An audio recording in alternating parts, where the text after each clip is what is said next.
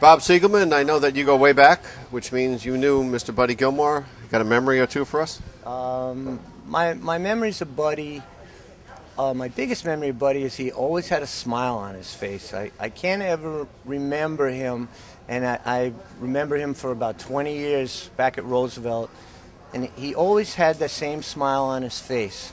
And as far as his driving, what I remember the most about him, I think he had as gentle hands as anybody that I could ever remember. Would probably never even need a whip. He just had the most gentle. He was at one with the horse, Buddy. Just a totally natural driver, horseman, all around. Great guy. Was that the era that he grew up in, that you kind of did everything? You were always a complete, total, all-around type of horseman? No question about it. He came from horse country, and horses were his life. And he knew everything there was to know about a horse, from early in the morning till late at night. And like I said, just at one with the horse. Well, I recall when Buddy came down from Batavia, I believe it was 1962, he court drove a horse for Vernon Dancer called Toby Starr, and he went wire to wire in 2-1, which was a huge mile in those days, and he was a tremendous catch driver. He did a lot of good things with Fly Bird, and then he was able to drive great horses like On the Road Again, so he'll be sorely missed. And even when we saw him here at the Meadowlands in the 80s, he was in his 50s then, but that didn't stop him from winning with Laughs, On the Road Again, Matt Scooter, a lot of top horses.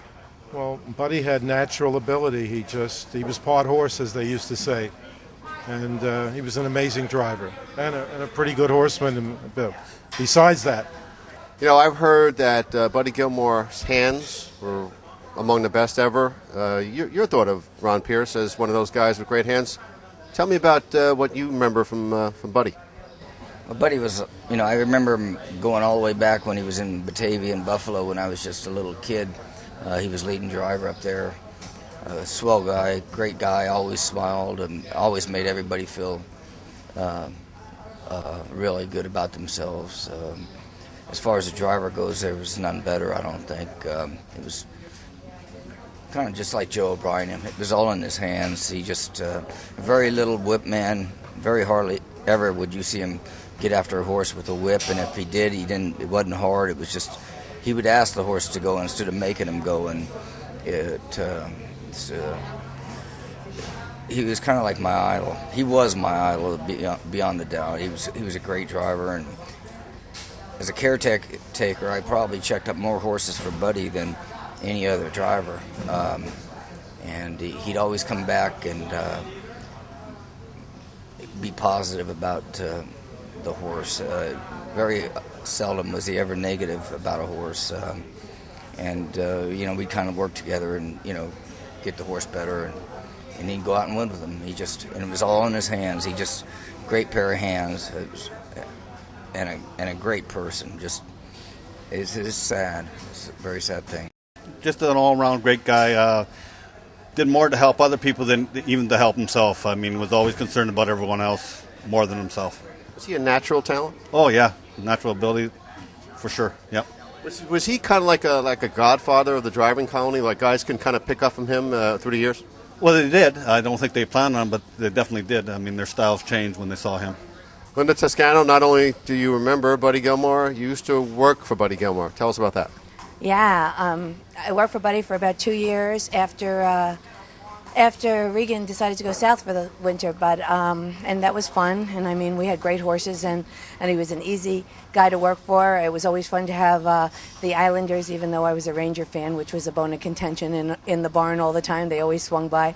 But my favorite Gilmour story had nothing to do with when I worked for him. When I was working for Regan got a horse by the name of Mirror Image, who Buddy had set a track record with for, I believe, Guernsey at one point. And Buddy was away for a reason. I don't remember what it was. Anyhow, he raced terrible for us. And Regan said, call Gilmour, find out what that horse wore, see if he remembers what he wore, and go from there. And I said, all right. Regan was in Florida at the time. And to make a long story short, I called Buddy. He said, okay, let's start with his shoes. And he went from his shoes to his overcheck and said, tell Carmine not to get caught in. He'll be the best. to make a long story short, he sat last, he swung wide, and he jogged. So Gilmour was so good he could hang him up over the phone. And he could drive any kind of horse to himself, right? Yeah, the best part about Buddy was that they relaxed for him. Every other driver that I know always hooked them out, further out, because they would hit the bike. Buddy always hooked them close in. The further in, the better. They just never seemed to hit the bike for him. He just relaxed them. He was part horse. Is this kind of like at the end of an era with Buddy gone? Yeah, the Buddy Gilmours, the Hervé Filions, those guys, they're like I said, they were part horse.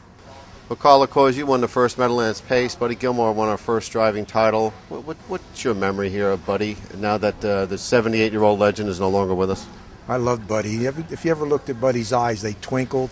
He had them baby eyes, always laughing. Never had a bad word to say about anybody. He used to rent the Renaissance over there, and we raced here. He rented the place for the whole month, and then he have a little bar, and everybody'd come over there, and he was just friendly with everybody. I loved him. As a driver, as a horseman, did you guys pick up stuff watching Buddy out there on the track? Oh yeah, Buddy was just he was just the best. He was calm. He was something like a Hervé. Nothing rattled him.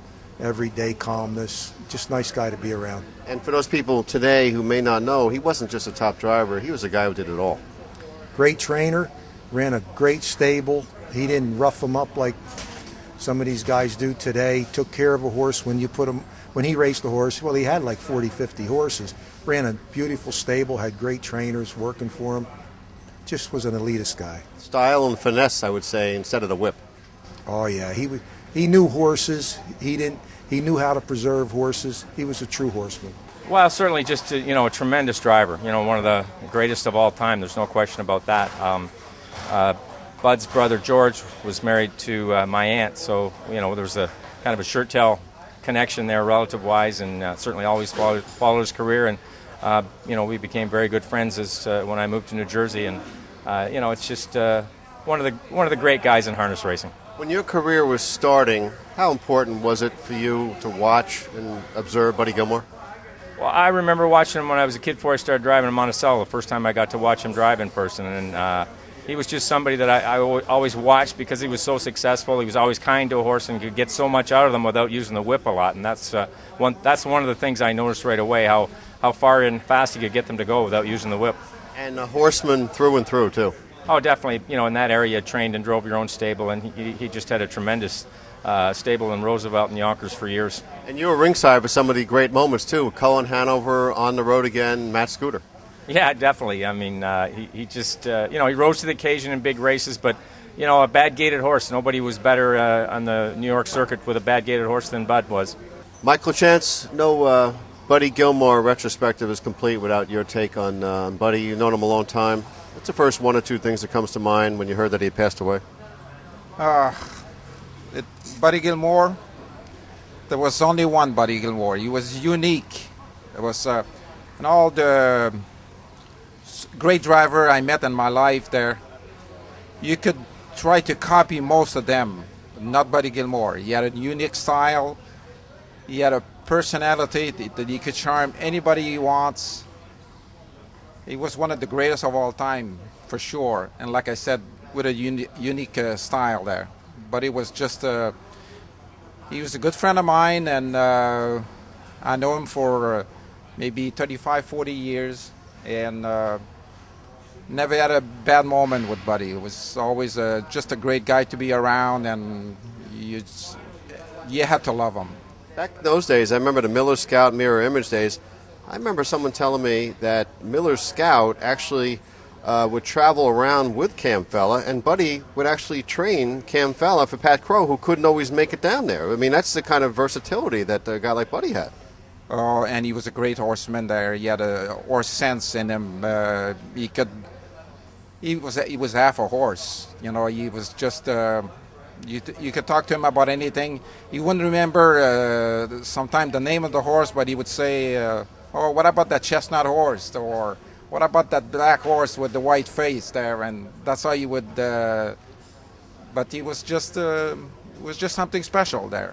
And like I said, it's a dying breed there.